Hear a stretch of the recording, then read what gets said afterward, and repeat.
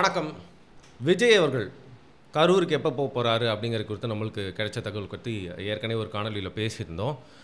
இந்த இடைவேளையில் வந்து பார்த்திங்கன்னா வீடியோ காலில் 32 குடும்பங்களுக்கு வந்து அவர் ஃபோன் பண்ணி பேசியிருந்தார். அவர் வந்து வீடியோ காலில் அந்த குடும்பங்கள்கிட்ட பேசுகிற மாதிரியான காணொலிகள்லாம் நிறையா வெளியாச்சு.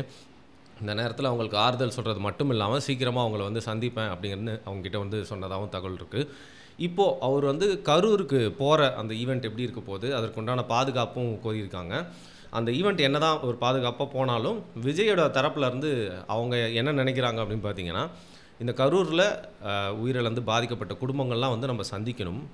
இருந்தாலும் அது ஒரு இடத்துல இருந்தால் நல்லாயிருக்கும். அது ஒரு ப்ரைவேட் ஈவெண்ட் மாதிரி இருந்தால் நல்லாயிருக்கும். அப்போ தான் வந்து பார்த்திங்கன்னா மக்கள் நெருக்கடி, ரசிகர்கள் திருப்பி அந்த இடத்துல வந்து வேண்டாதவர்கள் வீணாக வந்து பார்த்திங்கன்னா அங்கே ஏதாவது பிரச்சனை பண்ணிட்டாங்கன்னா, இல்லை நாங்களாம் கோவத்தில் இருக்கோம், நீ வந்து டக்குன்னு எங்கள் ஊரை விட்டு ஓடி போயிட்ட உயிர் இழந்தோடனே, நீ எங்களை வந்து அன்றைக்கே பார்க்கவே இல்லை, என்ன இத்தனை நாள் கழிச்சு வர 10-15 நாளுக்கு அப்புறம் அப்படிங்கிற மாதிரி பிரச்சனை நிஜமாகவே நடக்கலாம். இல்லை யாரோ தூண்டி விட்டு கூட வந்து பண்ணலாம் இல்லையா? அது மாதிரி நிறையா வாய்ப்புகள் இருக்கிறப்போ இந்த மாதிரி எந்த ஒரு நெகட்டிவிட்டியுமே ஏற்கனவே வந்து அவ்வளோ நெகட்டிவ் வைப்ஸ் தான் அங்கே வந்து சுற்றிட்டு இருக்கோம். ஏன்னா அவ்வளோ உயிர்கள் வந்து போயிருக்கு. அந்த வேறு எதுவுமே இந்த மாதிரி அசம்பாவிதங்கள் வந்து நடக்கக்கூடாது அப்படிங்கிற பட்சத்தில் ஒரு ப்ரைவேட் ஈவெண்ட்டாக அதை வந்து கண்டக்ட் பண்ணுறதுக்கான முயற்சிகள், ஏற்பாடுகள், பிளான்லாம் வந்து பண்ணிகிட்ருக்காங்க. சரி, இப்போது விஜய் நேரம் ஒரு 4 சாட்டர்டேஸ் பிரச்சாரம் பண்ணி முடிச்சிருக்க வேண்டிய டைம் இது.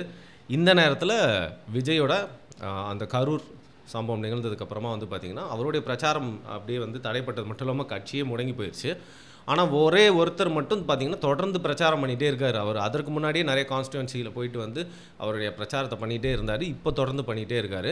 Making use of the proper situation சொல்லுவாங்க ஆங்கிலத்தில். அந்த மாதிரி வந்து அந்த பிரச்சாரத்தில் நடந்திருக்க விஷயங்கள் எல்லாம் வந்து தங்களுடைய கட்சிக்கு சாதகமாக மட்டும் இல்லாமல் அவங்களுக்கு எதிர்கட்சியான ஆளும் கட்சியான திமுகவுக்கு பாதகமாக எந்த அளவுக்கான பாயிண்ட்ஸ்லாம் சொல்லலாம் அப்படின்னு சொல்லி எடப்பாடி பழனிசாமி தொடர்ந்து அவரோட கேம்பெயினை நடத்திட்டு இருக்காரு.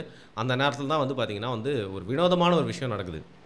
வினோதமான விஷயம் எது அப்படின்னு கேட்டிங்கன்னா, என்னப்பா தாவேக கொடியெல்லாம் எடுத்துகிட்டு வந்து எடப்பாடி பழனிசாமி இருக்கிற அதிமுகவோட கேம்பெயின் கூட்டத்தில் வந்து ஆட்டிகிட்டு இருக்காங்களே அதுவான்னு கேட்டிங்கன்னா, இப்போது எடப்பாடி பழனிசாமி பேசினார்ல அதை குறித்து அதை மென்ஷன் பண்ணி அது இல்லை. அதற்கு முன்னாடியே கரூர் சம்பவம் நிகழ்ந்து அதற்கப்புறம் ஒரு வாரத்துக்கு இல்லை 5 நாளுக்கு அப்புறமே எடப்பாடி பழனிசாமியோட கேம்பெயினில் வந்து தாவேகாவோட டிவிகேவோட ஃப்ளாக்ஸ்லாம் எடுத்து வந்து ஆட்டிகிட்டு தான் இருந்தாங்க. அது எப்படி அந்த டைமில் பார்க்கப்பட்டுச்சு அப்படின்னா வந்து தங்களுடைய கட்சிக்கு தங்களுடைய கட்சியின் கூடுகையில் நிகழ்ந்த ஒரு நிகழ்வுக்கு முழுக்க முழுக்க திமுக அரசாங்கம் தான் காரணம் அப்படிங்கிற மாதிரி டிவிகேவோட தொண்டர்கள்லாம் நினைக்கிறாங்களோ, அதனால் வந்து அதிமுக கூட கூட்டணி சேர்ந்து திமுக பழி வாங்கணும் அப்படிங்கிறது. அதாவது அவங்களோட பிரச்சாரம் நின்று போச்சுல சாட்டர்டே இந்த நேரத்தில் தங்களோட ஆதரவு வந்து அதிமுகவோட கூட்டத்தில் போய் காட்டி அதிமுக கூட கூட்டணி சேர்ந்து திமுக வீழ்த்தணும்னு நினைக்கிறாங்களோன்ற ஒரு வெளிப்பாடு அப்படின்னு தோணுச்சு. ஆனால் இந்த வாட்டி அதே மாதிரி 2 கொடிகள் அங்கேயுமே பார்த்திங்கன்னா இபிஎஸ் எடப்பாடி பழனிசாமி பேசிகிட்டு இருக்கப்போ வந்து ஆட்டிகிட்டு இருக்காங்க. அப்போது அதாவது அதுக்கு முன்னாடி கண்டுக்காமல் போன எடப்பாடி பழனிசாமி இந்த வாட்டி என்ன சொல்கிறாரு, கூட்டணி தேவைதான், ஆனால் அதிமுக தலைமையிலே அமைக்கப்படுகின்ற கூட்டணி வலுவான கூட்டணியா இருக்கும். பாருங்க கொடி பறக்குது. இந்த வாட்டி நம்மளோட கூட்டணி வந்து ஒரு பிரம்மாண்டமான ரொம்ப சக்தி வாய்ந்த வலுவான கூட்டணியாக இருக்க போகுது அப்படின்னு சொல்லிட்டு, ஏன்னா இதை வந்து பாமக முழுசாக வரப்போகுது, இல்லை தேமுதிக வரலாம் அப்படிங்கிற மாதிரி நம்மளுக்கு ஏதோ ஒரு யோசனையோடு போயிருப்போம்ல. ஆனால் இந்த நேரத்தில் வந்து வேற ஒரு விஷயம் மென்ஷன் பண்ணுறாரு. பாருங்கள் கொடி பறக்குது அப்படின்னு சொல்லிட்டு தொண்டர்களை உற்சாகம் ஊட்டும் விதமாக எதை மீன் பண்ணுறாருன்னு தெரியுது. அந்த தாயக்காவோட 2 கொடி வந்து சைடில் பறந்துட்டு இருந்துச்சுல, அதை மென்ஷன் பண்ணிட்டு வந்து சிரிக்கிறார். இது வந்து பார்த்திங்கன்னா எதர்ச்சியாக நடந்த விஷயம் இல்லை. கொடி பறக்குதுன்னா வந்து அதிமுக கொடி எல்லா கேம்பெயினையும் தான் பறக்கும். ஏன் தாவேக்கா கொடி பறக்கிறப்போ இதை மட்டும் மென்ஷன் பண்ணி சொல்லிட்டு சிரிக்கிறாரு அப்படிங்கிறது என்னை பொறுத்த வரைக்கும் நான் என்ன நினைக்கிறேன், ஒரு பொலிட்டிக்கல் கேமாக வந்து இருக்கலாம். இப்போது விஜயோட தரப்புலேருந்து அதிமுக பக்கம் பேக் ஆஃப் த ஸ்க்ரீன் டாக்ஸ்லாம் நடத்திட்டு இருக்காங்களா அப்படின்னு கேட்டால் கண்டிப்பாக நடத்திட்டு இருக்காங்க. காங்கிரஸ் கூடயும் வந்து நடத்திட்டு இருக்காங்க. எல்லா பக்கமே அவங்களுக்கு உண்டான வாய்ப்பை வந்து பயன்படுத்திட்டு இருக்காங்க. பாஜக பக்கத்துலேருந்தும் விஜயோட கட்சிக்கு டிரெக்டாகவே வந்து டாக்ஸ் வந்து போயிட்டுருக்கு. இந்த நேரத்தில் எல்லார் கூடயும் பேசினாலும் இபிஎஸோட சைட்லேருந்து ஒரு ரெஸ்பான்சிபிலிட்டி வந்திருக்கிறது அப்படிங்கிறது ஒரு வித்தியாசமாக ஆச்சரியமூட்டும் விஷயம். எதிர்பார்க்கல அப்படின்னே வந்து சொல்லலாம். அந்த வகையில் அவர் ஒரு பொலிட்டிக்கல் கேம் இதை வச்சு ப்ளே பண்ணுறாரோ அப்படின்னு வந்து தோணுது. ஏன்னா இதற்கு 2 வாய்ப்பு இருக்கலாம். ஏன்னா ஏற்கனவே அந்த தாவேகா கொடி எடுத்துகிட்டு வந்து இதுக்கு முன்னாடி நடந்த அதிமுகவோட கேம்பெயினில் வந்து கலந்துக்கிட்ட மாதிரி உண்மையாக கலந்துருக்கலாம். இப்போ இவர் போயிருக்கிற ஒரு ஊரில் இல்லை அதிமுகக்காரங்களே தாவேகாக்காரங்க மாதிரி 2 கொடியை செட் பண்ணிட்டு அங்கே ஒரு 2 கொடி இங்கே ஒரு 2 கொடி நில்லுங்கப்பா தாவேக்காவோட ஃபேன்ஸ்லாம் வந்து பார்த்திங்கன்னா, அதாவது தொண்டர்கள்லாம் வந்து அதிமுக கூட கூட்டணி சேரணும் அப்படின்னு நினைக்கிறாங்க. அதனால் வேறு வழியே இல்லாமல் இதுதான் வந்து அவங்களோட தொண்டர்களோட மனநிலை போல் அப்படின்னு நினச்சி விஜய் வந்து அதிமுகவோட பக்கம் கொஞ்சம் கொஞ்சமாக வரலாம் இல்லையா? இது ஒரு பொலிட்டிக்கல் கேமாக ஏன் விளையாடக்கூடாது? கண்டிப்பாக பாலிடிக்ஸில் வந்து எல்லா கட்சியும் இப்படி தான் வந்து யோசிக்கும். அதுவும் பழந்தின்னு கொட்டப்பட்ட கட்சிகளான அதிமுக, திமுக, பாஜக, இவங்க காங்கிரஸ் இவங்கெல்லாம் பார்த்திங்கன்னா நிறைய சிச்சுவேஷன்ஸை வந்து பார்த்துருப்பாங்க. அது எப்படி வந்து அவங்களோட கட்சிக்கு சாதகமாக பயன்படுத்திக்கலாம் அப்படின்னு தான் வந்து யோசிப்பாங்கல்ல. அந்த மாதிரி ஒரு பொலிட்டிக்கல் கேமாக ஏன் இது இருக்கக்கூடாது அப்படிங்கிறது என்னுடைய தாழ்மையான ஒரு கருத்து, ஒரு பார்வை, ஒரு சந்தேகம் அப்படின்னே வந்து வச்சுக்கலாம். சரி, இந்த நேரத்தில் விஜய் அந்த கரூர் சம்பவம் நடக்கிறதுக்கு முன்னாடி அதிகமாக அடித்து திமுகவுக்கு ஈக்குவலாக அடித்து பேசினது அன்னைக்கு அதிமுக அன்னைக்குன்னு பார்த்து இந்த சம்பவம் நடக்குது. அதுக்கப்புறம் வந்து உங்களுக்கு தெரியும், இபிஎஸ் வந்து இது விஜய் மேலே முழு தவறு இல்லை, அரசாங்கம் மேலே தவறு சொல்லிட்டு நரேட்டிவை திருப்பி விட்டு அதுக்கப்புறம் இன்றைக்கு வரைக்கும் வந்து ஒரு சர்ச்சையாக போயிட்டுருக்கு. இன்றைக்கி விஜயோட கட்சியின் மேலே, விஜய் மேலே ஒரு பெரிய கரையோ கெட்ட பேரோ கண்டிப்பாக படிந்திருக்கு. அதை திமுக யூஸ் பண்ணிக்க பார்க்குது. அப்படி இருக்கிறப்போ கொள்கை எதிரி பாஜக கூட கூட்டணி சேர்ந்திருக்க அதிமுகவின் பொருந்தா கூட்டணிக்கு எப்படிப்பா விஜய் போவார் அப்படிங்கிற டைரக்ட் கொஷின் தான் நம்மளோட மைண்டில் எழும்புது. சரி, இப்போது விஜய் அதிமுக கூட கூட்டணிக்கு போனால் அவருக்கு என்ன ப்ளஸ்ஸு அப்படிங்கிறத பார்க்கலாம்.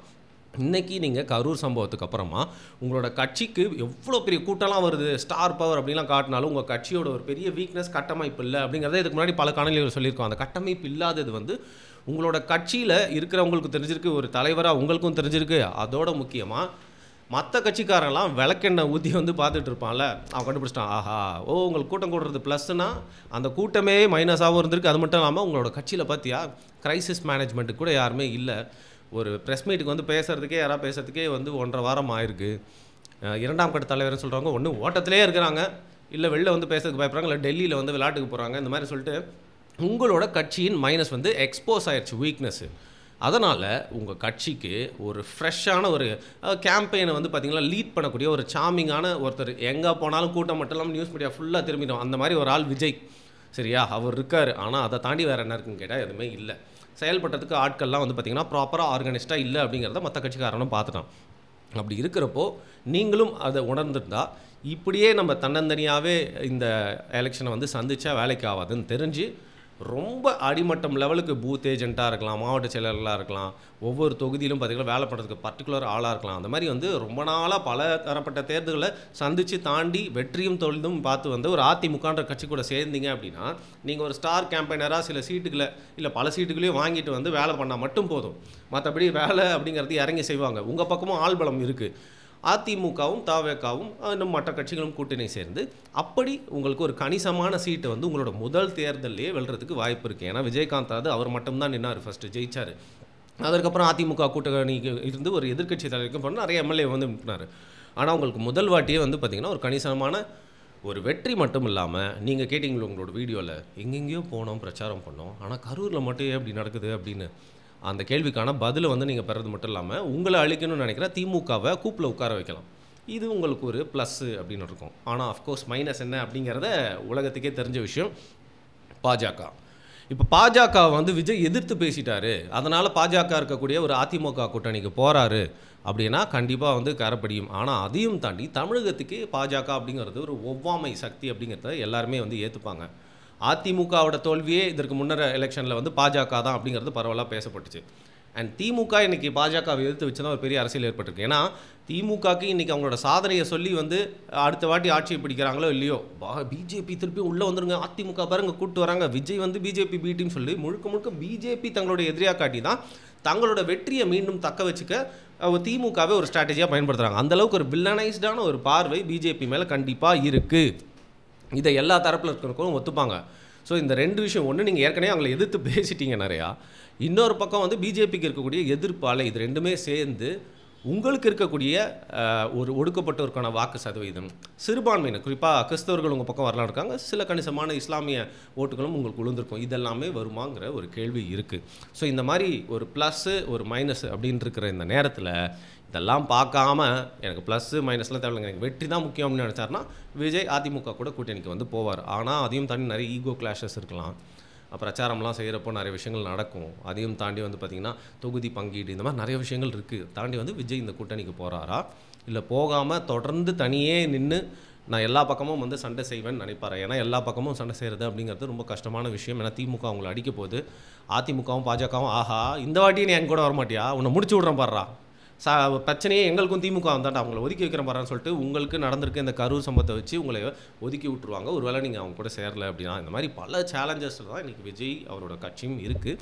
என்ன முடிவு எடுக்க போகிறாருன்னு எல்லாருமே எதிர்பார்த்து காத்துட்ருக்க வேலையில் இப்போ திருப்பி 3வது முறையாக நாமக்கல்லில் எடப்பாடி பழனிசாமி வந்து கேம்பெயினுக்கு போயிட்டுருக்காரு.